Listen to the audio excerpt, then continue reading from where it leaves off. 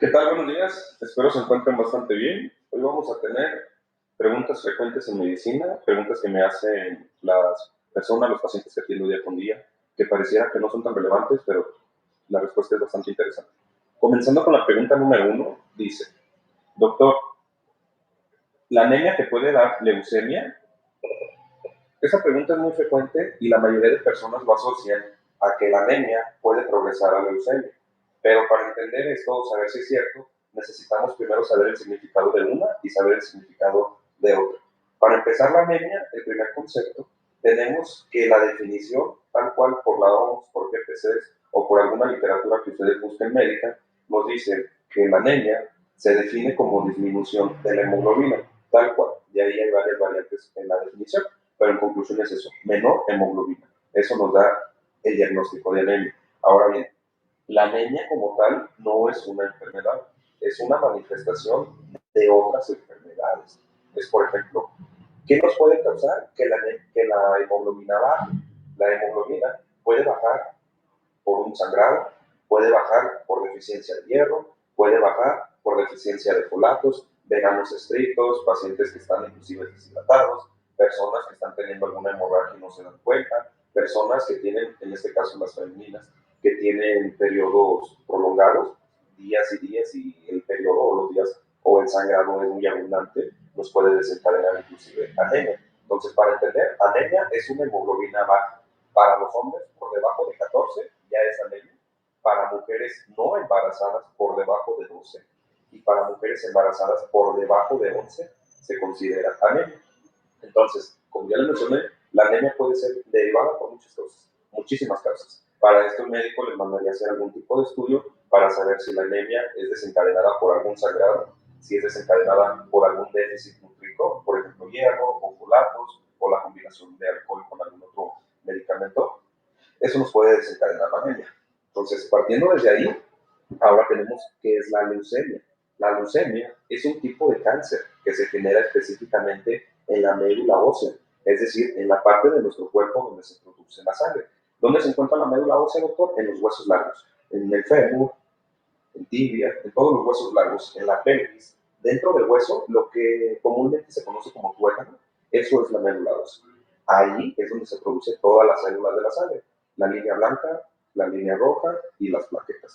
Es decir, la línea blanca, todas nuestras células de defensas, linfocitos, leucocitos, macrófagos, neutrófilos, monocitos, todas las células de defensa. La línea roja, que son los eritrocitos, que son los que transportan la hemoglobina, y las plaquetitas, que son las células que nos ayudan a detener el sangrado. Entonces, la leucemia, existen muchos tipos, es un tema muy complejo, pero para tenerlo en cuenta, es cáncer en la médula ósea. ¿Por qué existe como la confusión en que si la anemia te puede causar leucemia? Porque esto es completamente al revés. Una persona que tiene leucemia, es decir, que tiene cáncer en la médula ósea, cáncer en la sangre, desencadena anemia porque va a hacer que la hemoglobina esté más baja por un mal funcionamiento. Entonces, hagan de cuenta que, por ejemplo, si llega un paciente a consulta, el paciente tiene anemia, muy probablemente para ese punto, cuando ya tiene leucemia, es decir, si la anemia es desencadenada por la leucemia, se tiene que estudiar ese paciente. Me llega, pero yo en este momento solo sé que tiene anemia. Entonces ahí la gente lo relaciona con que primero tuvo anemia y después le dijeron que tiene leucemia. Pero no, es completamente al revés. La leucemia le desencadenó la anemia, solo que médicamente primero te das cuenta de la anemia, pero esa anemia fue desencadenada por la leucemia. No al revés, no la anemia desencadenó la leucemia. No sé si entienden cómo esta parte. Cualquier duda o comentario, déjenmelo y con todo gusto doy la manera de explicárselos. Pero en conclusión, la anemia no causa leucemia, sino todo lo opuesto. La leucemia nos puede desencadenar anemia, pero no solo anemia, puede hacer que todas las células estén bajas o todas las células estén arriba. Puede causar plaquetopenia, es decir, plaquetas bajas, o puede causar anemia, es decir, la hemoglobina baja, o puede causar leucopenia, es decir, células del sistema inmunológico bajo, pero no todo lo opuesto, es decir, no una anemia que causa leucemia. Eso es completamente falso. Vamos a la siguiente pregunta. ¿Hasta ahorita alguna duda, comentario que tengan? Mira, pregunta número 2. Dice, doctor, a mí me han dicho que es mejor el medicamento inyectado, es decir, intramuscular, que va a la nalga. ¿Es verdad eso? ¿Es mejor inyectado o tomado? Aquí hay dos respuestas. Primeramente, habría que ver que no todos los medicamentos están en todas las presentaciones. Es decir, no todos están en jarabe, no todos están en tabletas, no todos están en inyección. Entonces, el médico te va a indicar la presentación, es decir, si tableta, jarabe o inyección, dependiendo del escenario en el que te encuentres. Ahora bien, si por ejemplo vienes con un resfriado común y da lo mismo darte un paracetamol que inyectarte un antibiótico, entonces ahí la respuesta es errónea. La inyección no es más rápida y no es mejor que lo tomado, porque en este caso lo que tú necesitas no es la inyección, es lo tomado. No sé si me entienden esa parte. Esto va en función a saber qué es lo que necesitas. Si tú necesitas la inyección, forzosamente va a ser más rápido. Si no necesitas inyección, no hay por qué darla y hay que dar el medicamento. Ahora bien, si nos vamos enfocados a qué medicamento se absorbe mejor o qué medicamento es más rápido, el único que se demuestra que es más rápido es todo lo que se meta por la vena. Cualquier analgésico, cualquier antibiótico, lo que se indique a nivel de la vena, eso es la acción inmediata. Solamente en ese caso. De ahí en más, da igual si te inyectas o si te lo tomas. Realmente tardan casi lo mismo. Nada más ahora bien, ¿qué es mejor? Pues va en función a lo que necesites. Entonces, para responder esa pregunta, ¿qué es mejor tomado o inyectado o qué es más rápido? Yo les diría que es igual. De tomado a inyectado es prácticamente lo mismo. Nomás hay que ver qué necesitas. Si algo tomado o algo inyectado. ¿Qué es más rápido? Lo que va por la vena. Eso sí es más rápido. Siguiente pregunta. Doctor, si mido 1.60 centímetros, ¿cuánto debo de pesar? Muy bien. Esta pregunta es interesante y va enfocada hacia los adultos. Esto no aplicaría a los niños, porque los niños necesitamos presentiles, es un poco más complejo. En los adultos, ya mayores de 12 años, de 15 años, perfectamente se puede saber de manera fácil cuánto debes de pesar según tu talla. Y ahí es donde. Este ejemplo que mide 1.60, es decir, 1 metro con 60 centímetros, él tiene que andar en un peso mayor a 5 centímetros de su talla o menor a 5 centímetros. Es decir, si él mide 1.60, puede subir hasta 65 kilos o estar por debajo o estar como mínimo en 55 kilos, es decir, en todo ese rango, desde 55 hasta 65, porque él mide unos 60, es decir, 5 para abajo y 5 para arriba. Es una manera fácil de saber cuánto tienes que pesar. Por ejemplo, si mides 1,70, tu peso máximo para estar bien, 175 kilos, perdón, peso mínimo para estar bien, 65 kilos. Y así hagan el ejemplo con ustedes. Si miden 1,80 m, máximo 85, mínimo 75. Doctor, en varias ocasiones, conocidos me han dicho que mis ojos están amarillos. ¿A qué se debe?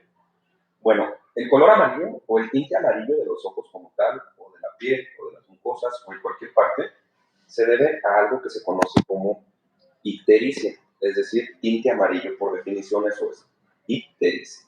Entonces, esto normalmente suele ser por una afectación a nivel del hígado. ¿Hay algún problemita en el hígado o en la vesícula? ¿Alguna piedrita o alguna infección viral en hígado?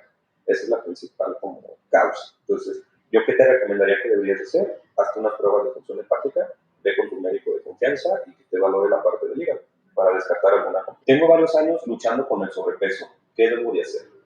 Principalmente habría que ver si tu estilo de vida, si la manera en la que estás comiendo es la adecuada. Normalmente nosotros, para mantenernos de una manera sana o adquirir los nutrientes más fácil, tenemos que comer cuando menos 5 veces al día. Es decir, las 3 comidas que damos comúnmente en el día, dividirla en 5. ¿Para qué? Para comer menos cantidad, pero mayor veces. Y de esta manera le damos más tiempo al cuerpo de que aproveche el alimento. Lo mejor que podemos hacer para querer perder peso, lo principal es ver nuestro estilo de vida en cuanto a alimentación, que es lo principal. Una buena alimentación. De ahí en más, ¿qué cosas nos pueden ayudar un poco? El último alimento que vayamos a dar, es decir, la última comida, que sean 2 horas antes de que te vayas a dormir. Es decir, no irte lleno a la cama. ¿Muy bien? Entonces, ya con eso, cambiando un poco nuestra alimentación, comiendo más veces y menos cantidad, que eso es lo principal. Ahora, lo segundo es la actividad física, el ejercicio físico. Lo ideal para perder peso es las guías internacionales o las guías médicas nos recomiendan 150 minutos de ejercicio por semana. Es decir, que tampoco es tanto. Puedes hacer ejercicio de lunes a viernes, 30 minutos por día. Es decir, entre los 5 días de 30 minutos ya se hacen los 150 minutos por semana. Y conforme vayas avanzando, ir prolongando, ir subiendo la intensidad y el tiempo con el ejercicio físico. Lo ideal, porque es que también está como que mal, o se tiene mala idea o mal concepto, en que, por ejemplo, para subir de peso, no subimos de peso de un día para otro, tardamos años. Hay personas que tienen 20, 30 años con obesidad.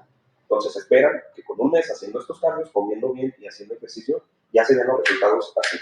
Pero no, si quieren hacerlo sanamente, si quieren hacerlo conscientemente, en que no les vaya a afectar, tienen que tomarse su tiempo, estar conscientes de que van a tardar un tiempo. O sea, lo que ganaron de peso en 20, 30 años no lo van a bajar en un mes. ¿Cuánto es recomendado bajar en un mes? 2 kilos. De 2 a 3 kilos por mes, por lo que al año son unos 25 kilos, si lo quieren ver, sanamente. Ahora bien, si ya están comiendo saludable, si están haciendo ejercicio, y a pesar de eso no logran bajar de peso, entonces sí necesitarían hacerse algún tipo de estudio, valorar sus hormonas, principalmente la glándula tiroides, para ver que no tengamos ahí un trastorno hormonal, pero solo en ese caso. La siguiente pregunta. Esta pregunta va enfocada a las mujeres. Doctor, ¿qué es y a qué edad debo de hacerme el Papá Nicolau? Primero, ¿qué es? El Papá Nicolau es una prueba que se le hace específicamente a las mujeres, en la cual se detecta es un tipo de prevención, es una prueba para anticiparte o para prevenir un posible cáncer de cervix, es decir, del cuello de tu útero. ¿Y qué es lo que nos detecta? Una metaplasia, una displasia, una alteración de las células de ahí. ¿Esto por qué se altera? Por el famoso virus del papiloma humano. El virus son los principales, el 16 y el 18. Entonces, normalmente cuando ya las mujeres están en una vida sexual activa, están en constante riesgo de tener infección por este virus. Lamentablemente uno no se da cuenta, no genera ninguna molestia, hasta que ya a los años, 15, 20 años, resulta que ya tienen cáncer de cervix. Entonces, para no esperarte a presentar el cáncer, el Papá Nicolau nos ayuda a saber si estás cursando con alguna alteración, si está todo bien o si ya hay cáncer. Para eso es el Papá Nicolau. Ahora bien, ¿a qué edad se debe de hacer? Miren, aquí hay mucha confusión porque se cree que se debe de hacer inmediatamente después de que tienes relaciones sexuales o de que inicias la vida sexual activa. Es decir, si tienes 15 años y tienes relaciones, ya tienes que hacerlo. Si tienes 18 años y apenas tuviste relaciones sexuales, ya tienes que hacerte eso. Y esto no es así, mantengan la calma. Para que se desarrolle una alteración por el virus del papiloma humano, se requieren años, 10, 15 años. Entonces, yo les doy un ejemplo. Si tuvieron relaciones sexuales a los 15 años, para que se desarrolle una alteración, si pasan 10 años, apenas te estarías dando cuenta hasta los 25 años. Por eso es que no se indica hacerse el Papá Nicolau tan a temprana edad. Lo ideal es que este Papá Nicolau se haga a partir de los 25 años, independientemente de la edad en la que se inició las relaciones sexuales, porque no es una enfermedad, no es una alteración que se produce en poco tiempo. Es decir, se produce ya con bastante. Hacértelo a partir de los 25 años. Doctor, mis periodos son muy dolorosos. ¿Cómo puedo corregir? Aquí, lo ideal es una cosa. Saber si eres regular o si eres irregular. Es decir, si mes con mes te está bajando y normalmente saber cuántos días te duran. Por ejemplo, si tú sabes que a finales del mes, al 25, al 26, 27 de cada mes, te empieza a bajar, si ya te conoces que tu periodo es regular, lo ideal es que empieces a tomar analgésicos. El principal para disminuir el dolor a la menstruación es el ibuprofeno, pero se tiene que tomar antes de que inicies tu periodo de menstruación, porque una vez que empieces con la menstruación, inicia el dolor. Pero para este punto ya no tiene mucho sentido que te tomes el analgésico porque ya estás teniendo el dolor. O sea, vas a continuar todavía tiempo con dolor. Entonces, lo ideal es que si tú ya sabes que en los siguientes días te va a bajar, 2 o 3 días antes, empieza a tomar el ibuprofeno para cuando llegue tu menstruación ya traigas el analgésico en tu cuerpo y de esta manera no tengas tanto dolor. ¿A qué edad debo de comenzar a darle de comer a mi bebé? Yo pienso que esta pregunta va en función a alimento ya externo a la leche materna. Entonces, la respuesta sería, si ahorita tú en este momento acabas de dar a luz, tienes a tu recién nacido, tienes que entender que a él nada más le vas a dar leche, nada más leche. Nada de test, nada de agua, nada de sueros, nada de atole, nada de eso que a veces las abuelas nos dicen que hay que dar. Solamente leche exclusiva. ¿Y cuál es mejor? La leche materna. No hay nada mejor que la leche materna. ¿Esto hasta cuándo, doctor? 6 meses. Por 6 meses no darle otra cosa que no sea leche. Por alguna complicación que no puedas darle de pecho, no puedes darle lactancia materna, pues en ese caso ya habría que reemplazarlo por alguna fórmula. ¿Cuánto? Igual, 6 meses. No más, no menos. 6 meses, exclusivamente leche. A partir de los 6 meses ya puedes iniciar a darle probaditas de varios grupos de alimentos. Yo lo que le explico a mis pacientes es lo siguiente. Les hago una lista en el cual les divido frutas, les divido verduras, les divido proteína y les divido cereales. Es decir, en las frutas les pongo manzana, pera, así, una lista con todas las frutas. En la verdura les pongo chayotitos, zanahoria, calabacita y así la lista con las verduras. En las proteínas, el pollo, la res, el pescado. Y en los cereales, con los frijolitos y el arroz. Principalmente tenemos que iniciar con dos primeros grupos de alimentos, frutas y verduras. ¿Para qué les hago esta lista?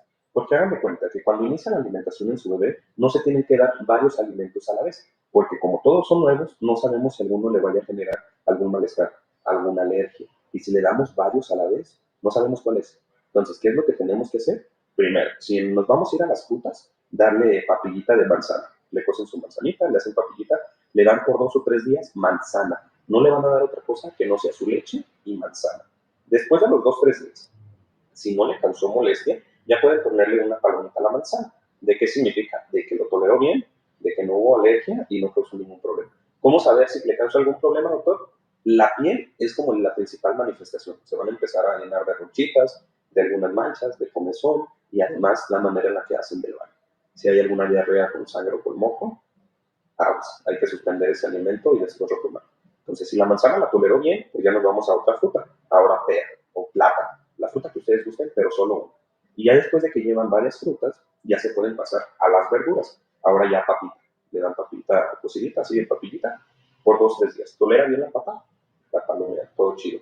Y después se pasan a otra verdura, chayote, calabaza y así sucesivamente. Conforme vayan avanzando los meses, después de los 6 meses, es decir, 7, 8 meses, ya podemos empezar a introducir un poco de cereal y un poco de proteína, es decir, un poco de caldito de frijol o frijolito o arroz y un pedacito de carne pero bien aplastadito y así. Lo que sí se debe de evitar completamente es el huevo de gallina, el blanquillo y la leche entera hasta después del año. Hay literaturas que dicen después del año y medio, porque si no le van a causar mucho daño. Muy bien, no sé si tengan alguna duda con eso. ¿Cómo saber si estoy embarazada? Bueno, aunque no lo parezca, esta pregunta tal vez puede sonar un poco absurda, pero no lo es, porque es muy frecuente en la cual la gente no se da cuenta que ya está embarazada y tienen meses estando embarazadas, porque en ocasiones son personas, en este caso mujeres, con sus periodos irregulares. Entonces les baja cada 3, cada 4 meses y ellos pensando que no les baja porque su periodo es irregular y pues cambia completamente la cosa, porque no les ha bajado porque en este caso están embarazados. Entonces lo principal es, hay dos maneras de saber. Primeramente hay que saber si eres regular o eres irregular. Si eres regular es muy fácil saber. ¿Cómo saber si estás embarazada? La principal sospecha es que no te bajen. Si a ti te bajan los primeros de cada mes, del 1 al 5, y ya te bajó, pongamos en diciembre, pero en enero ya no te bajó, entonces desde ahí ya empieza la primera sospecha. Ya no hubo regla. Entonces, ¿qué es lo primero que debes de hacer? Una pruebita de orina, una pruebita de sangre, que nos detecta una hormona que se llama gonadotropina coriónica, que si está presente nos habla de que hay embarazo. Entonces, ¿qué es lo que debes de hacer? Si no te baja, eres regular, ya tienes 1 o 2 meses que no te baja, hazte tu prueba de orina o prueba de sangre. Sale positiva, significa que estás embarazada.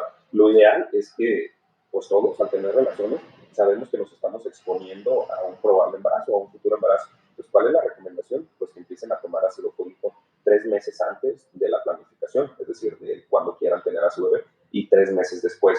Para esto ¿para qué? Para evitar malformaciones. Porque ya después pasa que llegan a consulta con 5 meses de embarazo, 6 meses de embarazo, y les preguntas, oiga, ¿tomó ácido fólico? Apenas lo estoy tomando. Si lo toman después de los 3 meses de embarazo, ya no sirve de nada. Y si su bebé viene con alguna malformación en columna o en alguna otra parte que se pudo haber prevenido con el ácido fólico, ya no se va a prevenir. Muy bien. Pues yo creo que hasta aquí lo vamos a dejar. A ver si mañana hacemos otro en vivo. Espero se encuentren bastante bien y adiós.